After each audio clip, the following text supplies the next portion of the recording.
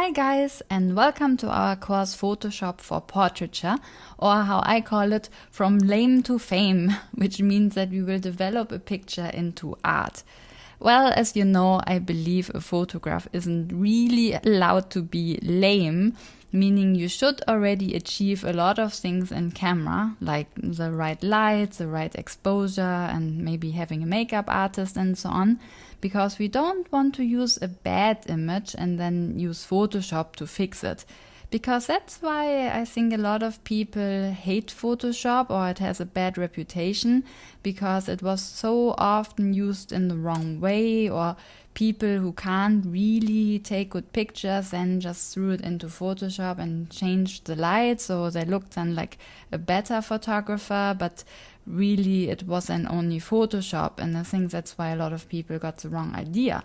So we don't really want to do that. We want to take already a good picture, but we want to elevate and develop that picture into something that's really outstanding and just bring it to its best potential. Because after all, even with the best model and the best light and the best design, and yeah, it can just still look like a flat photograph, and we want to create it so that it's more three-dimensional with a vignette and maybe better contrast, and we want to guide the viewer into the image. So how does a viewer look into an image? Well, there were some studies made, I think from like a camera manufacturer, where they could somehow track the eye movement of the viewer when he or she was looking at an image. So obviously that also depends a bit on the culture where you're from, because if you're from a typical Western or European culture, you would read a book from left to right. So that's also a lot how people look into an image. So they would look at the left side first and then move onto the right side. That's pretty normal. So mostly if you have, let's say, like a portrait, like in a horizontal landscape mode, then you have negative or empty space on the left side, and then the interesting thing, like the subject, that's then on the right. So you always want to have that the interesting thing is obviously where the viewer looks on at the last and the most. You don't want that he looks at the interesting first and then his eye notice all the other stuff which is then not interesting, and then they move on to the next image, or you want that they obviously stay on the interesting part of the image as long as possible. So then it's also said that the viewer looks from dark to light, from blurry to sharp, and from desaturated colors to more saturated colors and contrast. So that's the first thing I want to achieve with Photoshop. I really want to guide the viewer through the image, and I find it important that I tell the viewer what I think the image or my intention of the image was, and that he's not just looking at a flat photograph. Sure, many things you could achieve in camera. You could just buy more lights, and you wouldn't have to put on a fake Photoshop vignette, but you really need then a lot of money, a higher production value, and in Photoshop it's just such a simple and easy quick fix, and I think it's not really doing the picture any harm that somebody's like, oh my god, she used so much Photoshop. So I think that's a pretty good way to use it. So with this picture, for example, if we just look at the before and after, then you will see that not really a lot of things changed, but the little bit of Photoshop I did actually makes it just so much more effective. So before it's just like that, and then after it's like that. So you see, I changed a little bit of the color just to make it more interesting. I always give the hair a little bit more volume. I obviously added this tiny bit of the star, just that the viewer looks onto this bottle more, because before it kind of blends into her dress and it's all like black and not so interesting. And here now I really tell the viewer, okay, please look at this bottle. It has this skull on it, it's spooky, she's a witch, and that's how I kind of try to elevate this image into something where I'm telling the viewer, okay, don't look here, that's interesting as well, but please look from blurry to sharp and from dark too bright, and then also from the more like desaturated color to the more contrast and the more color, which is obviously on my model, and then also on this bottle, because it just adds this little bit of interest. So yeah, that's one thing I want to achieve. The other thing I want to teach you is that you don't have to go overboard with Photoshop, because most of my edits take 10 minutes or less. So you don't need to worry about too many details, because I mean, sure, if you want to create a Vogue cover or like a massive billboard, then you want to dodge and burn in every pore. So you literally have to go into every pixel and do a really full on, like a high-end retouching. But you need special people for that. Like for your everyday client, you can't really sit on this one image for like days. I mean, the client normally wants a few pictures and you have to retouch many people at one day probably. And so you don't really, need to bring in like, I don't know, edit every pore, and the client might not even want that they look like an airbrushed cover star.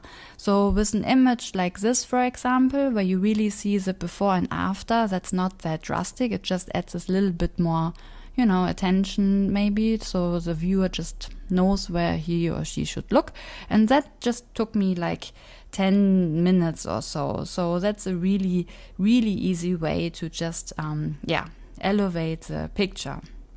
So the next thing I also want to teach is that the edit of your image should also fit to your image.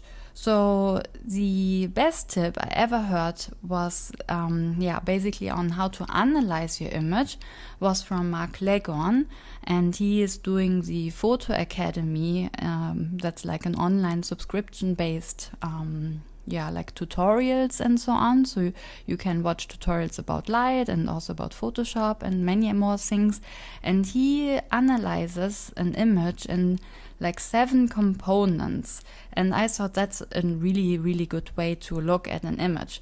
So he says all these 7 components, they have to fit together, and they are storytelling, light, exposure, posing, style, composition, and the post-processing. Which means if you have a very dramatic pose, the light has to be dramatic also, and also the whole story has to make sense. And then you can enhance this image even further with like a dramatic edit. So again, with this image, for example, I want that this is like, a bit spooky. She's a witch. It's maybe like nighttime. And I tried already to achieve the exposure and the light, obviously, on the spot. You might have thought that the background, that this is like fake, but this was actually made through a GoPro, where we had just like a light here on the side, and we had this kind of spider net, like a plastic spider net in front of it, which created this background. So the whole story, I think that fits. So the light is already dramatic, we have shadows, the exposure is good on her. So the whole storytelling with light and exposure and the whole style of the image, I think it all makes sense. The posing makes sense. The composition, okay, it's pretty much straight on, but I still think it's kind of this golden rule where we have, if we imagine the composition with these lines here, then she would be like, her eyes would be on this top line. So I think that all really makes sense. But although we went through all the trouble with the background, for example, we even had a few lights in here to illuminate this bottle, I just thought the whole edit also should be much more, I don't know, like a dramatic style, and therefore I just went into this more like a blue tone, so it looks even more like a nighttime, and made her hair a little bit more wild, her face a little bit more edgy with this dodge and burn, and I think that fits now a lot better with the right post-processing.